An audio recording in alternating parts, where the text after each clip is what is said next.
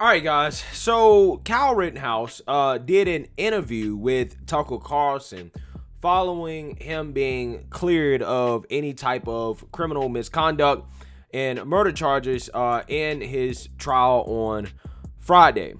Now, this interview is set to air tonight, Monday, today, November 22nd. And Tucker released some snippets of the interview early. They got a whole lot of people talking, right? And one of which, Kyle Rittenhouse basically says that he's not a racist and that he supports Black Lives Matter. Take a look. This case has nothing to do with race. It never had anything to do with race. It had to do with the right to self-defense. Right. I'm not a racist person. I support the BLM movement. I support peacefully demonstrating. And I believe there needs to be change. I believe there's a lot of prosecutorial misconduct, not just in my case, but in other cases. And it's just amazing to see how much a prosecutor can take advantage of somebody. All right, guys. So he basically says that this case was not about race.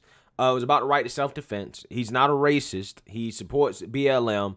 And he feels like there's some issues with the system that need to be changed. And then he goes specifically to talk about the prosecution and how I think he feels like they kind of did him wrong. And not just in his case, but also in other cases as well. Now, this, again, got a whole lot of people talking. And there are some people on the right, some conservatives that have responded to this that, a little bit disappointed in the fact that Kyle Rittenhouse said that he supports Black Lives Matter. But I want people to understand something, right? Kyle, right, doing this interview with Tucker Carlson, best believe that this interview that he did, he probably knew the questions that he would be asked, right? And his lawyer probably told him what he can and cannot say.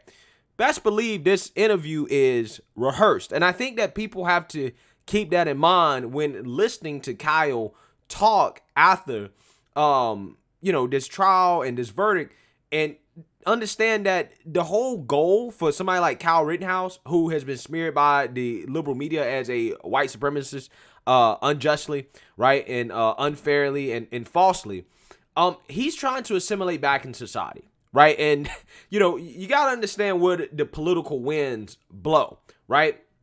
In the sense that, what else could he have said in this interview, right? At this moment in time, with the way the mainstream liberal media is reacting, could he really go out here and say that he doesn't support Black Lives Matter, right? Or say something negative about Black Lives Matter? Because again, the clip that Tucker Carlson posted, we don't really know exactly what the question was. Now, and I'm pretty sure that Tucker wouldn't be asking him if he supports Black Lives Matter. That is something that he probably was told to say, okay? Now, does that mean that he supports Black Lives Matter, the organization, right? Large caps? Probably not, right? But does that mean that he can support the concept of Black Lives Matter, small caps, as in the life of black people mattering? Probably, right? So I want people to understand that there's a whole lot of nuance, and there's probably a whole lot of things going on in the background in terms of why he's saying what he's saying.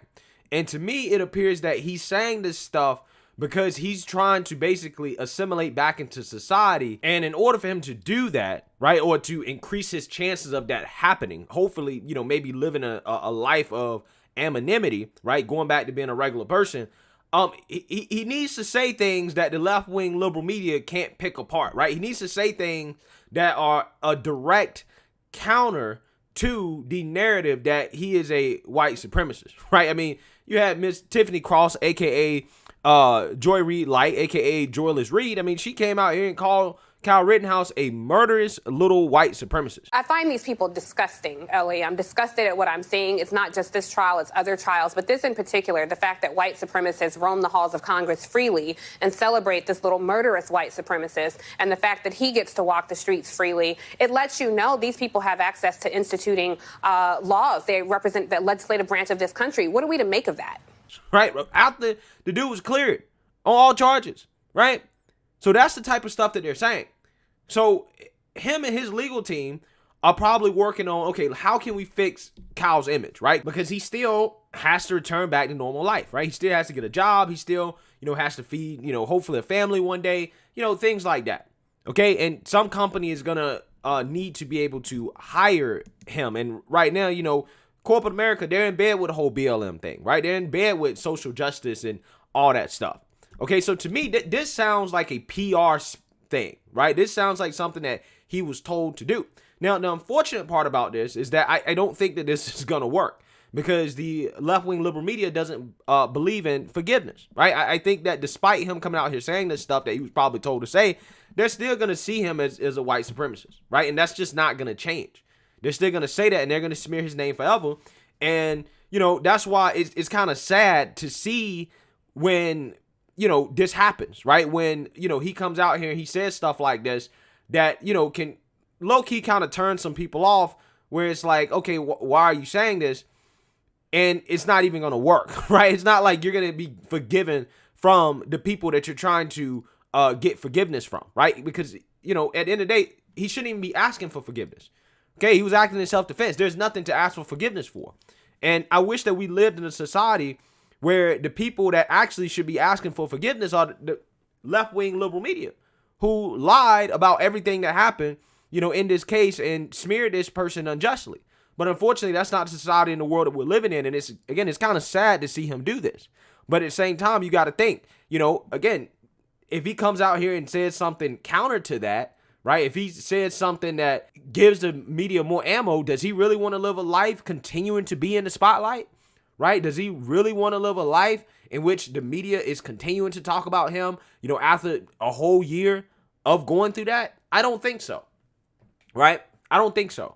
Again, the kid is 18. I mean, he has a long life to live, to look forward to. He's not, he's not as old as some people. A lot of people that get caught up in this stuff, like, George Zimmerman, okay? That guy, right? Who, again, to this day, the liberal media still goes after him, right? For what happened with the Trayvon Martin thing. Okay, that dude will never be able to live a normal life. Okay, and who knows? I mean, that could apply to Kyle as well, too. But again, regardless, I still see how you, in a situation like this, will want to at least attempt to try to, be like, no, I'm not racist, to say whatever you need to say to try to take heat off of you, right? To try to repair your image, even though I don't think his image should be repaired. Okay, in an ideal world, there should be nothing wrong with his image because he didn't do anything wrong. But, I can see from a PR perspective why he would say something like this, right? So I'm just saying this because I want people to understand that anything that Kyle is saying after this, take it with a grain of salt, right? Because everything that he's saying is probably rehearsed. It's stuff that his lawyers is telling him to say. So I want people to understand, don't take it too seriously. He's going to say whatever he needs to say to try to get the left-wing liberal media off of his back, right? And it's a shame that we live in a society like this, because they're the ones that actually should be apologizing. They're the ones that should actually be out here saying, no, we're sorry for not supporting Kyle Rittenhouse's right to self-defense. We're sorry about the fact that we lied about the race of the people that he killed, right? We're sorry for saying that he killed 2 black people even though he did it, right? We're sorry for calling him a white supremacist even though we don't have evidence that that's true. We're sorry for saying that he crossed state lines with a weapon to go kill people at a Black Lives Matter protest. They're the ones that should be apologizing. They're the ones that should be out here talking about supporting things that are not necessarily politically popular on their side of the aisle, right? Like, the right to self-defense, okay? Which apparently is not popular on the left side of the aisle. But regardless, like I said, the whole point of this video, guys, again, is just take what Kyle says after this with a grain of salt, right? Everything he's saying is probably being spoon-fed to him by his lawyers to try to repair his image. But, in an ideal world, I would like to see Kyle say, screw that, and just sue the mainstream liberal media for their lies. But obviously, I'm not a lawyer, right? I'm not a PR person. I'm not working with his team. So what I would like to see happen doesn't really matter.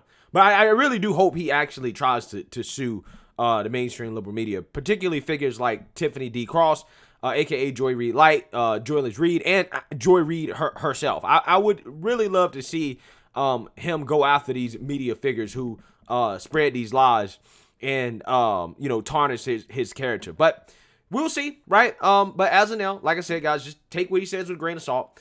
Let me know what you guys think. Make sure you like, comment, and subscribe. Most importantly, share a Black conservative perspective. Peace.